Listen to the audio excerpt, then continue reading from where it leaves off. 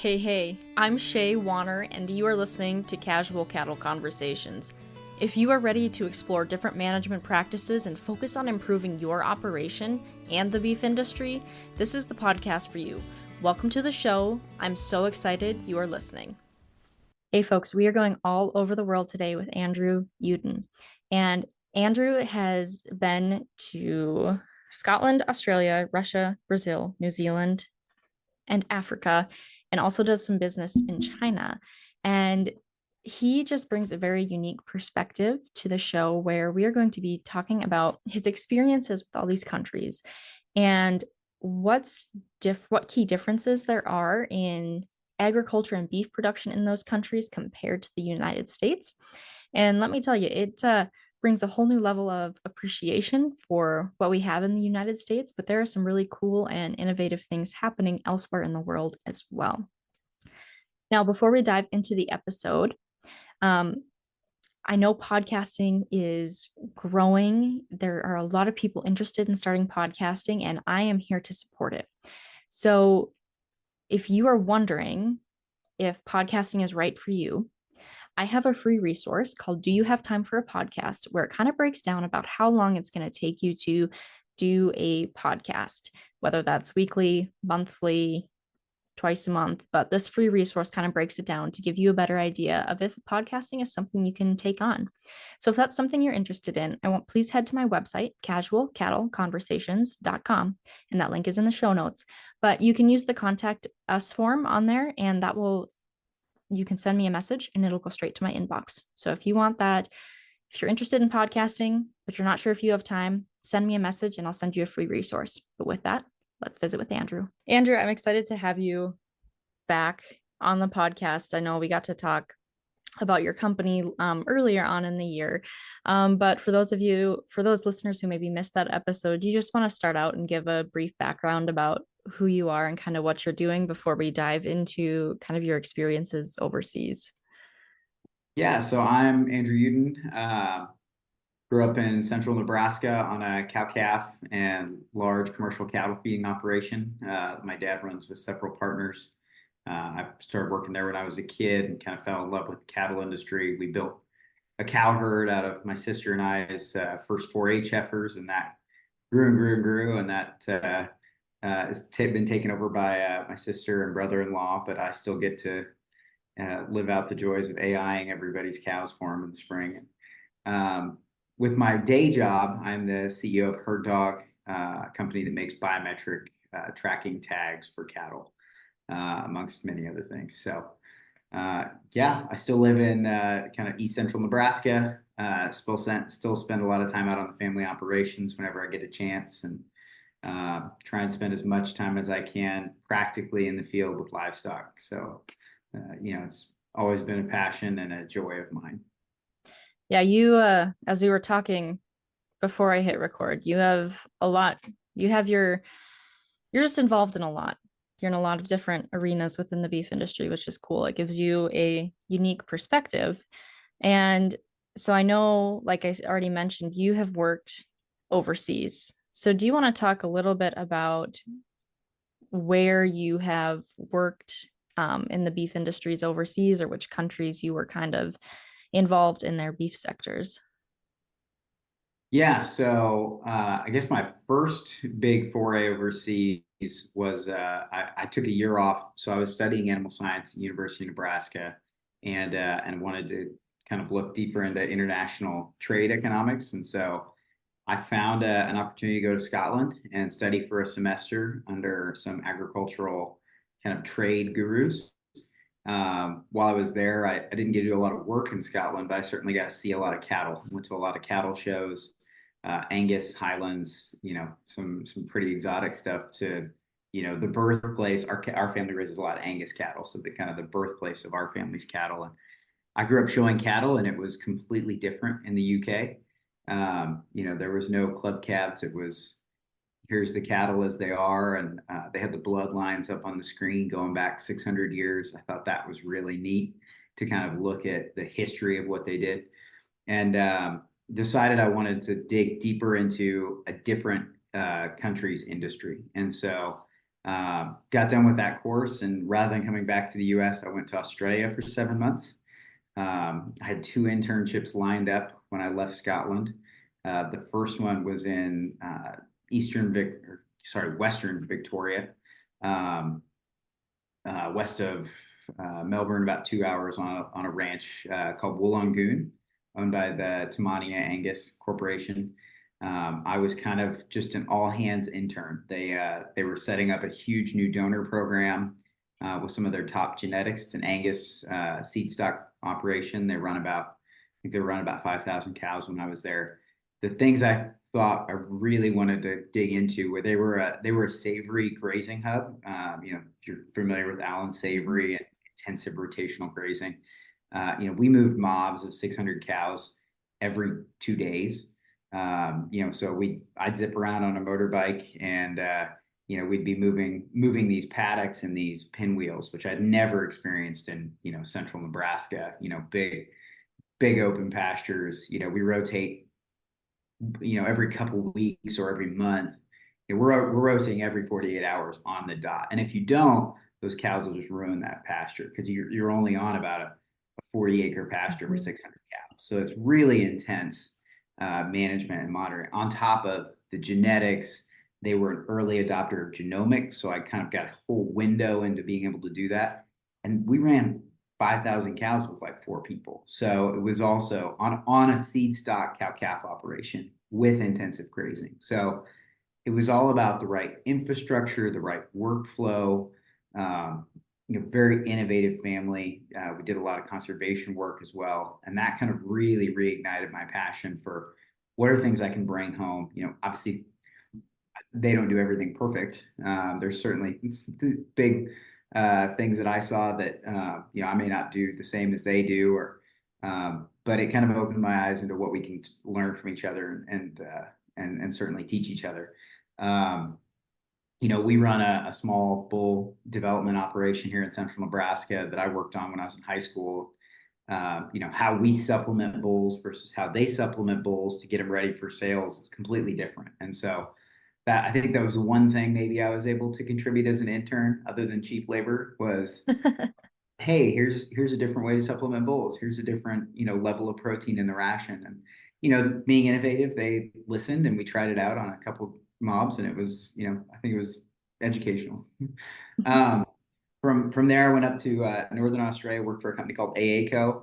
I was basically just an all-around cowboy at a large, they called it feed yard, but essentially a collection station. So we had 70,000 acres, all flowing in kind of in a big triangle into a feedlot. And so drovers, the cowboys that bring cattle from further away, would bring cattle from these big, extensive, million-acre stations down to our property, and then we had one team that would move them closer to the feedlot. And then when they would get within, the last few miles of the feedlot, the animal handling team that I was a part of, we would bring them into kind of grass traps and slowly train them down to being in a pen and being intensively managed. And then, those cattle went everywhere from, Chinese export markets, Japanese export markets to we had a partner, the AACO had a partnership with Kohl's. And so we were, we had very specific carcass specs we had to hit, and we had a really, really, again, really small crew. We had, oh gosh, 17,000 head feedlot, and we had 3 cowboys, which isn't unheard of here in the U.S. either. But we were also having to do all the processing, all the vet work. Our veterinarian came once a month.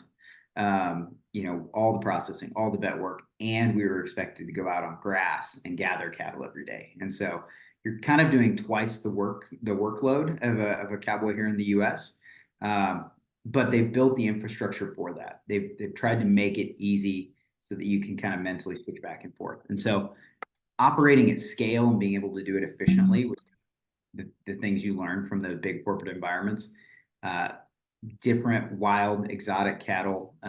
We had cattle coming in with crocodile marks on them and dingo marks on their legs. And we had to tooth everything because when you get them off the outback, sometimes you get feral cattle. We had a 9-year-old steer with bullet holes in him come in one day.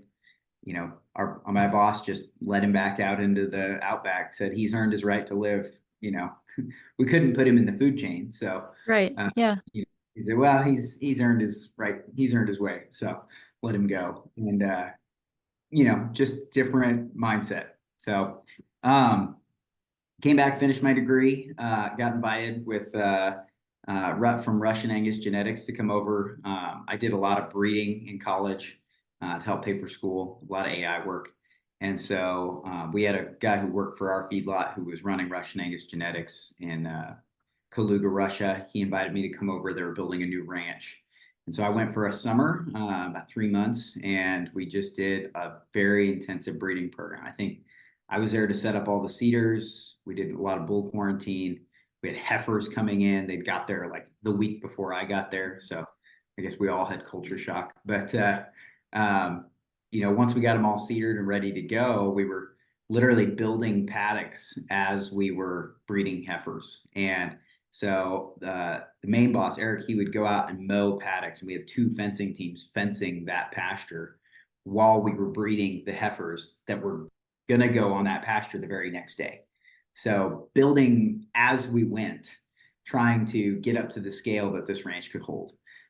So it was a really interesting experience. And then just having the language barriers of having to try and train Russian cowboys, we take BQA for advantage, or we really take BQA for, I can't You remember take the it for word right. advantage. You said it right. We take it for granted. Or for granted, yeah. Yeah. People over here have seen abscesses. You get an occasional abscess.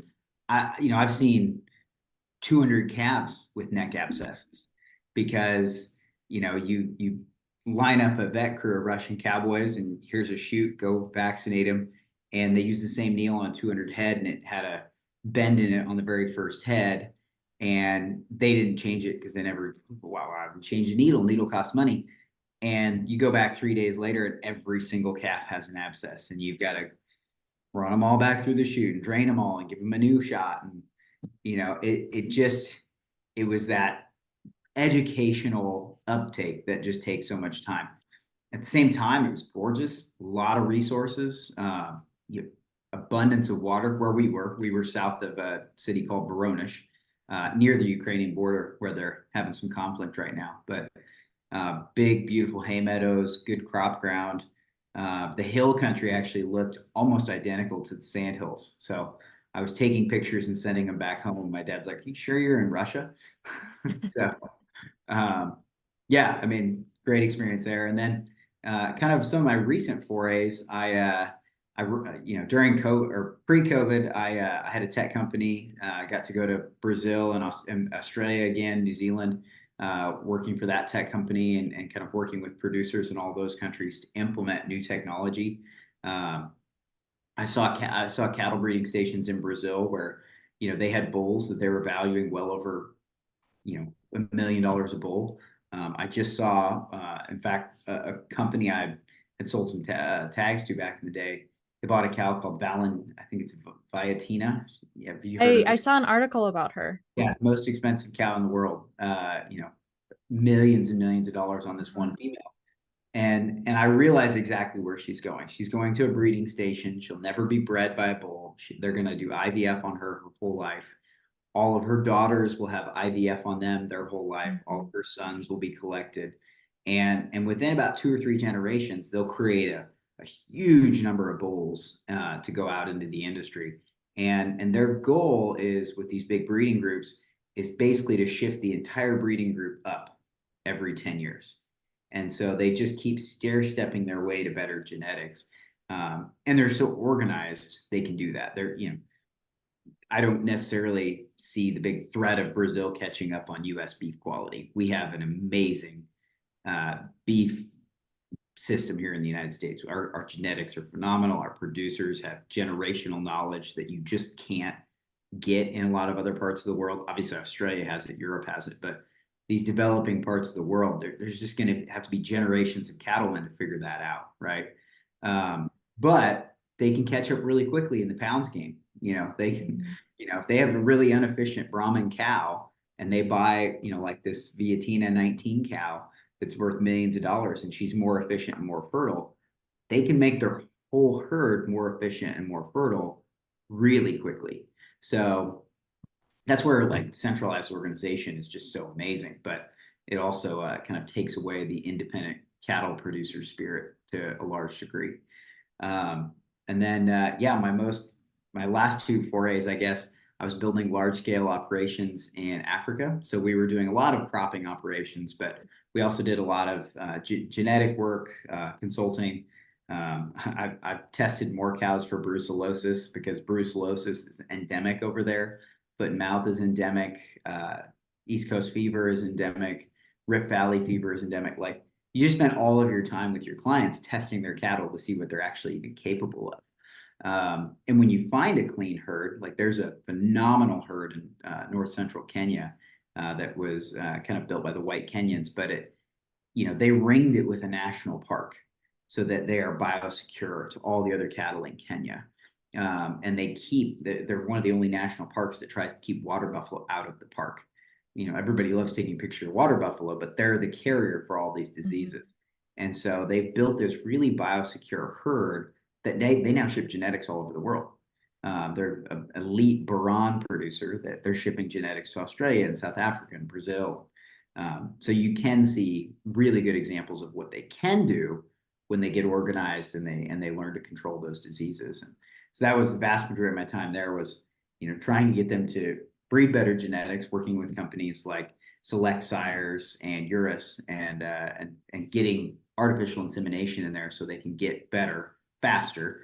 And then just again, the educational piece of we've got to vaccinate our cows, we've got to keep them secure, we've got to build biosecurity barriers between us and our neighbors or us and the highway because people walk cattle up and down the highway. I showed you that picture just a little bit ago.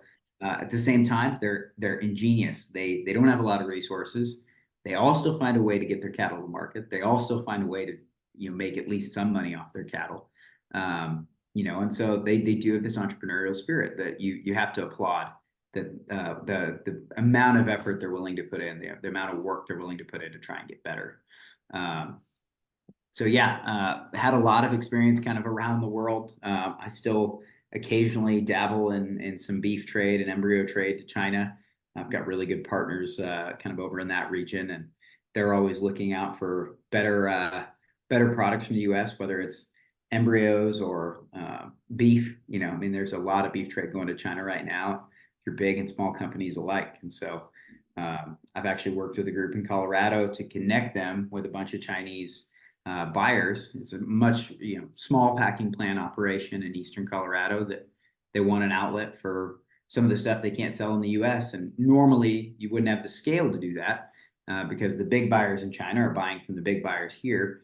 But we have to remember there's small buyers in China looking to buy from small buyers here. And so making those connections, it's a fun part of my job that, a lot of time it's just trying to help other people with their businesses, right? Do you have cool season pastures that you wish you could graze in the summer? Or maybe you graze corn stalks but wish that ground could provide a little extra nutrition. Or perhaps you watch your fallow wheat acres bake in the sun all summer, providing no additional income. For all these situations and more, at Green Cover, they've got the seed and expertise to get you covered. They listen to your needs to design a custom seed mix that works for your unique situation. They grow over 60% of their inventory through contract producers, and they deliver it right to your door, no matter where you are at in the country. With over 120 species in stock, from sorghum sedans, millets, and cowpeas to oats, rye, clovers, and peas, they have everything you need to keep your ground covered and feed your livestock. Reach out to their expert sales team to get a quote today or visit their website at greencover.com. So with all of those experiences, which you've touched on it a little bit, but you talked about Scotland, Australia, Russia, Brazil, New Zealand, Africa, and some trading with China. Yeah.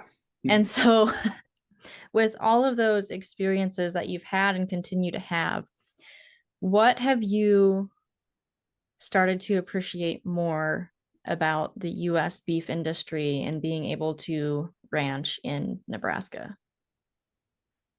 Oh man. it's something that was hounded into me from an early age all the way through university. And again, things you take for granted, but water and organization, like the water resources we have in Nebraska and really anywhere in the part of the country that sits on the Ogallala Aquifer is it's not matched anywhere in the world. You're fighting for water rights everywhere. I had a friend, and it's still a close friend of mine in Australia. He wrote a master's and PhD off of the water rights for one river in Australia, and they're still trying to use his PhD to figure out how do they get better water rights for cattlemen. And this has been going on for 15 years now, and it was going on for 50 years before he even wrote this proposal.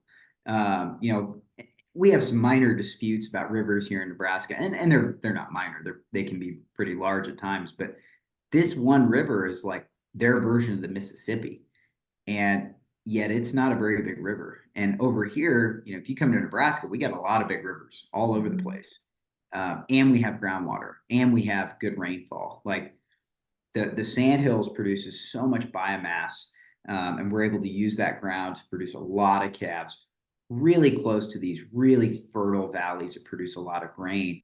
We're not shipping cattle very far. You know, yeah, we'll ship cattle to Texas or we'll bring cattle in from Canada, but relative to a lot of other places in the world, that's pretty tight. You know, in Australia, you'll ship cattle from Western Australia, so equivalent of our California, to the feeding belt, which is by Brisbane, to Woomba area, and that would be like shipping cattle from California to North Carolina to get them fed. I mean, it is just an immense distance they have to travel.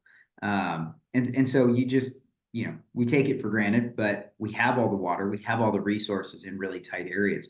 You know, even when you go out to West Texas, you know, they're farming at a level that we never thought they would farm. You know, we used to bring all the grain in. Now we bring in a percentage of the grain. So, you know, we have these resources that you know, a lot of other places don't have. But around those resources, we've set up a really good system of organization. You know, we have all of these localized groups, whether it's on the farming side, it's all these cooperatives that kind of buy collectively, sell collectively. We can get better pricing at different times of the year. So that certainly feeds into our cattle feeding system. On the grazing side, we've got, you know, large land permit holders in the West that all work together to some degree to kind of organize how they graze their cattle. You've got, you know, the Sandhills and Dakotas and where I live, kind of in the hard ground country, where everybody's kind of pulling together. We're all competing, but we all help each other at branding. We all help each other at breeding. We all help each other at roundup, and we're all getting cattle to the same general areas. You know, there's this kind of some of it's hard written in with our laws and our policy, and a lot of it's just you know, good neighborly, non-corporate attitude of, you know, we're a community and we're a community of beef producers. You know, I love driving out to see customers and see all of these signs going down, you know, the highways through the sandhills of, you know, we raise beef, support the cattlemen. You know, it is a collective spirit, right? And so our ability to organize that infrastructure, and yet still everybody has their independence, I think has been a really big defining mark for North America. Talk about that independence piece a little more. Like, how is, you know, that independence as cattle producers different here in America compared to some of the other countries you are in when it comes to, you know, is it management decisions? Is it how cattle are marketed? Like, what does that independence factor really look like? Yeah, it's you know, it's certainly a lot more corporate as you go overseas. The actual managers, like the cattlemen on the ground, we're all the same hard-headed, independent bunch globally. We, you know, one of my bosses from Australia who worked for ACO, very corporate. Him and, you know, a lot of my family members would get along very well. They're very staunch, independent thinking. Uh, you know, the adage would be crusty old cattlemen, but you know, they have a way of doing things and they have a way of life they want to carry on to the next generation. But in terms of like buying decisions, marketing decisions, even seasonal movement of cattle, you know, in Australia it's very corporate. There's still a lot of independent producers, but the vast majority of land is held by a handful of large landowners that then organize their cattle production and sheep production systems around their land holdings. So, like with AA Company, which is even partially foreign owned, the cattle move one way. They go from the stations to the collection points to the feed yards to the slaughterhouses, and they're all in a program from the day they hit the feed yard. And so there's not a lot of flexibility in that, right? When AA Company goes out and buys bulls, they buy bulls full organization. That's what you're breeding. Um, Very similar in Brazil, where again you've got these big collaborative groups that, yeah, they'll go spend $10 million on a cow, but they're going to make the whole group utilize that cow's genetics. They all get better, but they don't really get a lot of say in what they're breeding to. They don't get a lot of say in how they're breeding or timing of breeding. You're getting slots. Okay, I need cattle this time of year. You're going to do it this time of year. You're going to do it this time of year. And so there's great degree of organization to that, but also a lot of independence is taken away. You're still given the right to decide how you're going to run that land you're on. You still fight all of your local issues that we would have over here. It's just when you look at bigger marketing programs, they're built around kind of, we set the rules and you abide by them. In the US, our big marketing programs, look at like Prime Pursuits or US Premium Beef, those producers are kind of along for the ride. They're getting premiums to do these extra things, or they even have shares in some of those packing companies and packing plants. They're brought along for the ride. They're not told what to do. And so it's just a different mindset shift. Europe, they're still very independent, but they all have quotas.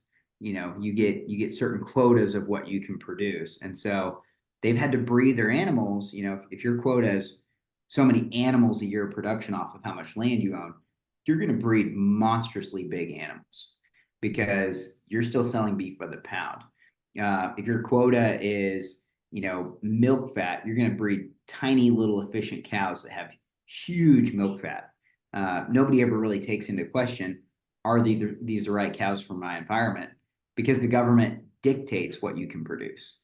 And so, I don't want to live in those environments. I like the freedom of operation we have here in the US. If you want to do source and age and natural or grass fed or anything, you have the complete freedom and right to do that. And there's probably a market for it. And if you want to do absolutely no technology and just take your cattle to the sale barn first of the month, you have the complete right to do that. And there's a market for that. And so, your genetics could be all over the place. And there is a market. The freedom of the market here finds a place for everything. And so I like the independence that we get in those systems, right? We've built a quality grading system that is second to none in the world. The entire rest of the world looks at our quality grading, prime, choice, select, standard, and they just don't grade carcasses the same way. So you get all these cattle going into a system, and you still get large variations in quality grade. Here, you can pull lots of different cattle in, and because of how we sort them on the hook, you get really consistent product in how we sell. So, it's also a better experience for the consumer, because if they buy USDA grain-fed choice beef, they know exactly what they're going to get every single time, right?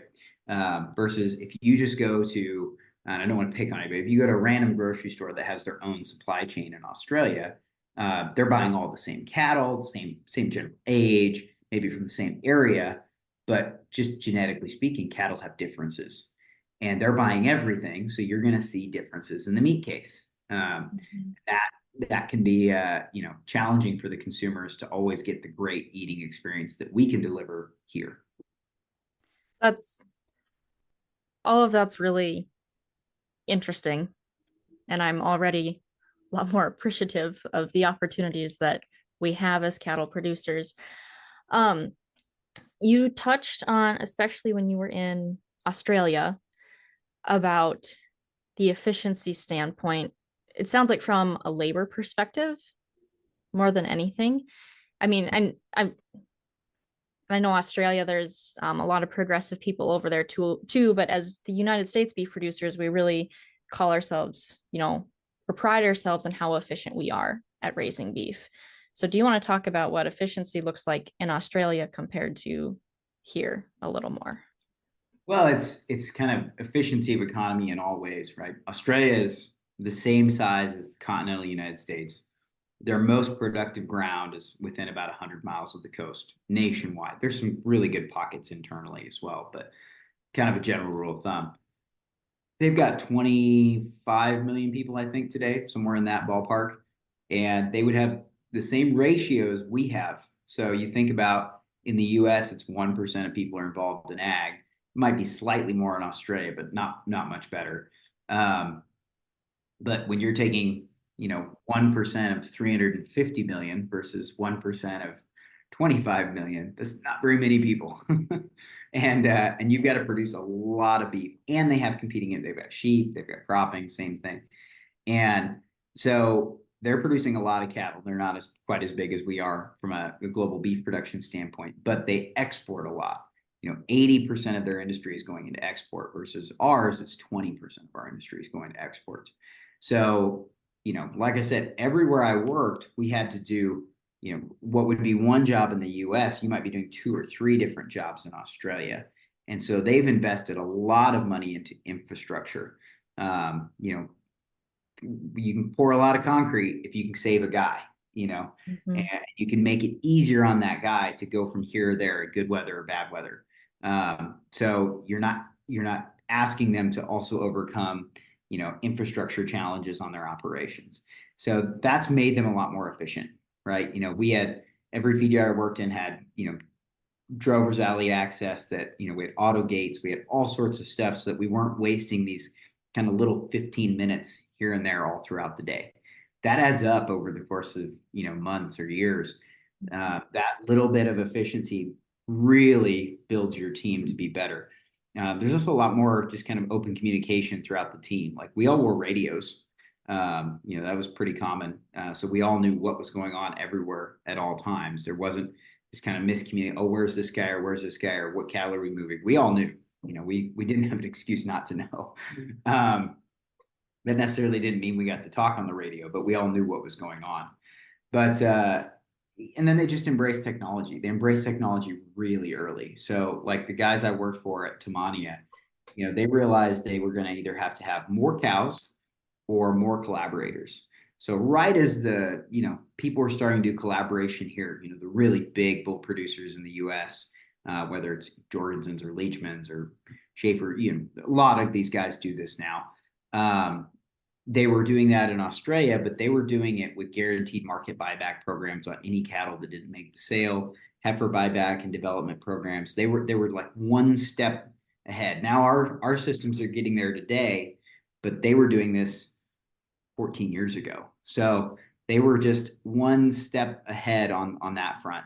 And a part of that goes back to their kind of collaborative marketing agreements, right? So it does force them to be more efficient with how they use technology to get those cattle to their endpoint. I think people breed cattle to the environment. People rise to the level of need of their environment. We had when I worked at the feed yard at AECO, we had a lot of kids coming in from the coast. Our cattle handling team, there were 3 of us, 4 at one point, but 3 by the time I was leaving. And the other 2 both grew up on the coast riding horses for pleasure. So the first time they had ever pulled an animal was when they got to the feed yard. So from a health perspective, like it was all over the place. I don't think we were super efficient cowboys because we were always chasing some kind of outbreak because, we didn't have a big enough team to see everything. But in terms of processing and moving cattle, they learned really quick. And so the Australians figured out, I can go and find a city kid that wants to work. And if I put in the investment to train them over time, I'll have a really good and loyal employee if I pay them well. Versus here, we're trying to get all these rural kids coming back, and sometimes they just don't want to. And it's hard to get urban kids back in the environment. So, our universities now are starting to embrace this. How do we get urban kids into rural environments that want to do the work? I just don't think we've been innovative enough in that aspect to try and bring people back in. I think Engler program, you and I are both products of that. They're doing a really good job bringing non-ag people into ag entrepreneurship. And there's a lot of programs like that. They're going to be innovative, but yeah, it's going to be wild trying to figure out how do we solve the labor shortage. And I think we're going to have to look at some of these other countries and say, well, how are they doing it? How are they doing it with so few people? Um, and a lot of it's infrastructure, a lot of it's, refocusing what you focus on and retraining your core employees to be able to do more with less. I think all that's interesting. And as far as like the bringing like non-ag employees in, like I know he's part-time now because he's kind of trying to branch off more on his own, but one of our hired men, he's from the city, but he wanted to work. He didn't really like living in the city as much. I mean, he wanted to get involved in ag, so he did, and we've given him that opportunity, and he just liked to work. And if they like to work, they pick up on stuff fast. Yeah. And he's doing Yeah. great. But let's see, we've talked. Is there anything else we haven't talked about your experience or comparing countries that you want to bring up? I guess you know your story and what you've learned better than I do, but is there Yeah. anything else you want to touch on? I think regulation is a big thing around the world. We look at things differently, but we have right now we're fighting a trade war with China that's been going on forever. So it hasn't hindered beef trade, but it's hindered a lot of other aspects of trade. China is a big market for genetics. It really slows down the genetics market. We can't send live cattle to China. There's certain things we can and can't do. And there's people that do and don't want to do that. But as I look at how we build internal regulation more than anything, what we fight for matters. If we go down a route and we say we don't want traceability, fine. That I'm pretty, I believe in traceability, but it's a choice. It's voluntary. But if we have every single state make kind of their own regulations around this, rather than coming up with at least somewhat of an organized federal policy, we're going to start seeing pockets of beef production change fundamentally differently from the rest of the industry. That's one of my core beliefs, because people operate to what they're allowed to operate, right? If you can't ship any animals across state lines without traceability, fine, we're not going to ship any cattle. If we don't want to do traceability, and you'll start to see these things really start to isolate. And I don't think that's good. I think the collaboration we have from coast to coast and north to south is really healthy. It's really good. Well, for example, like there's not a large facility in North Dakota to send cattle to kill. And we don't have, I mean, we have feedlots, but not big feedlots like in Nebraska where the weather's more ideal than our winters. I mean, Yep. Beef on dairy. Wisconsin, as a state, has decided they're not going to allow any more what they call mature cow units in the state. They have too many cattle. Okay. I've been in Wisconsin. They've got a lot of open space left, but their state government has decided they have too many cattle. And I don't know if you can fight that because of the large urban population in Wisconsin. But the western states, we certainly have to fight these things. Because if we start losing cow units, those are cow units we're not going to get back. Now, Wisconsin has decided they have too many cattle. Well, now they have to ship any cattle they were feeding or any cows they were trying to add to dairies. They have to go somewhere else. Where are they going to go? Probably to the I-90 corridor and the I-29 corridor, because you've got a lot of expansion going on in Minnesota, North Dakota, South Dakota, even in Nebraska. You're going to see a lot of those cattle coming in. But now with bird flu, you've got all these new regulations on how we test and how we tag and how we treat and how we isolate. And now it just throws another wrench into there where you're not stopping the process, but you're certainly hindering the process, and you're hindering especially younger producers from being able to be innovative in that space. And so I think the more barriers we throw in, especially state to state, where we should be collaborating instead, it's really going to hurt our generation of producers, right? And I think our generation of producers needs to stand up and get more involved. Whether it's in your local cattle, I think local government's very important. probably more so than, federal government. But you've got to get involved at the local level and even higher up and start making those decisions to either fight regulations or put in necessary regulations that make the whole industry better. Again, Australia is very urban. Most of their people live in 4 cities. When you see that happen, they set carbon allowances and they charge for those things. And sometimes the producers get rewarded. A lot of times it's just an extra tax. Europe came out with $100 cow proposed carbon tax. Every cow, you're going to have to pay $100 a year for that carbon tax. And they say, oh, well, the producer will just pass it on to the customer. Really? Every time we get taxed with something else, it tends to just sit on the shoulders of the farmer and the rancher. And so it's really hard for us to charge more money for the beef we produce. And so we just have to be cognizant of, we're going to produce to the most efficient level we can within the confines of what we're allowed to do. And so we need to be involved to make sure what we're allowed to do gives us the most freedom of operation and freedom of collaboration. I recently learned of a lot of research, and we talk about North Dakota and Nebraska. There's a ton of collaborative research going on between North Dakota and Nebraska. Oh, yeah. Talking about how do we properly set up cattle in North Dakota to receive them at Nebraska feed yards, and vice versa. What genetics do we need to push back up the chain to get better cattle? A lot of, in the past, it was a lot of, we produce Nebraska cattle for Nebraska. Well, a lot of those North Dakota cattle end up in Nebraska operations. Yeah. So we should probably start working together with the states that supply us. I think those things are really healthy. I think those things are really good. We're seeing a lot of cross-pollination, state to state to state.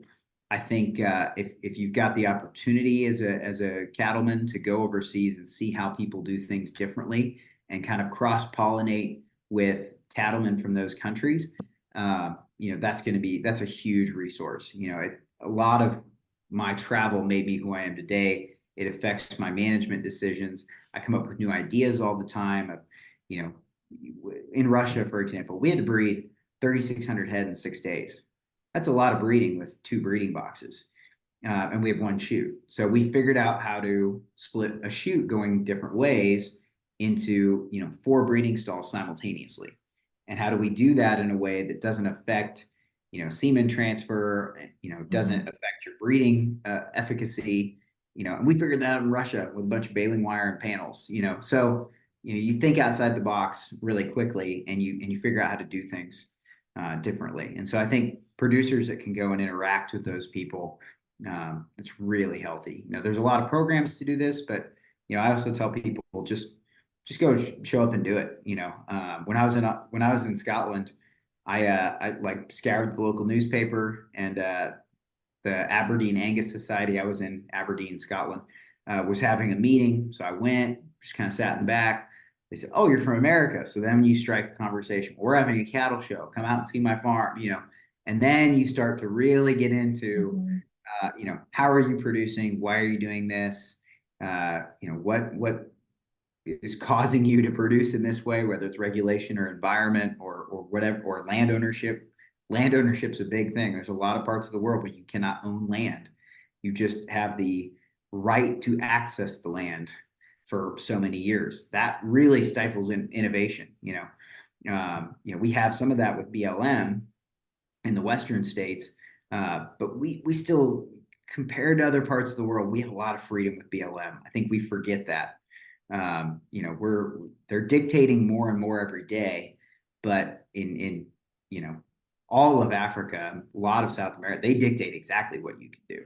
And so that's a scary thing, right? We don't want to be told what we can do with the land that we're operating. So. Absolutely. This interview will come out a couple weeks after the interview that released a few days ago with Amanda Radke. And we talked a lot about private property rights too. So. Yep. And private water rights, that's like I said, I brought up the Murray-Darling water system in Australia. Like, they had private water rights where you could dam the river if you wanted to and save the water and not give it to your neighbor. And then they had water wars, similar to what happened in California. And then all of a sudden the urban people were like, we want the river. And immediately it all changed. And now they're trying to fight for that back. But after, 50 years of fighting each other, it's hard for them to come together and try and fight the urban sprawl and fight the corporate Yeah. entities that take this over. So, water rights is a huge deal. I'm very fortunate. I live on the edge of the Ogallala Aquifer here in Seward, and our family operations are in Lexington, Nebraska. So we're right in the middle of the aquifer. We got a big river going through. We've got a great canal system, and nobody there is going to have to worry about water for a long time. But it's still something we need to be cognizant of. We can't say, well, we have water, so we're going to have water forever. We have water forever if we protect those rights and we protect the resources. We have to be good conservationists. We have to monitor our groundwater, our nitrates, all of these things to show that we're being good stewards of the natural resources.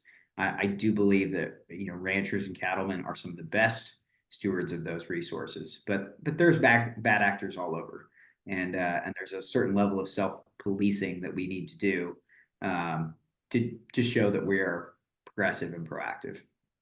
Absolutely. Well, Andrew, thank you for taking time out of your day to visit with me and share your experiences with my audience. I enjoyed the conversation. Makes me I need to update my last name on my passport, but get out of the US for a little bit and see something. Yeah. If you ever you want to go see any of these systems at work, just let me know. I'm happy to connect. Like I said, beginning of this, I like connecting people to people and helping everybody kind of broaden their horizon. So Awesome. And that's a wrap on that one, folks. Let me know your thoughts. What'd you think? What'd you learn? Do you want to hear more about what agriculture is like across the world? So you can do that by heading to my website and just contacting me there through the form on my website. Or if you're on Spotify, you can actually leave comments on the app underneath each episode. But with that, happy ranching, folks.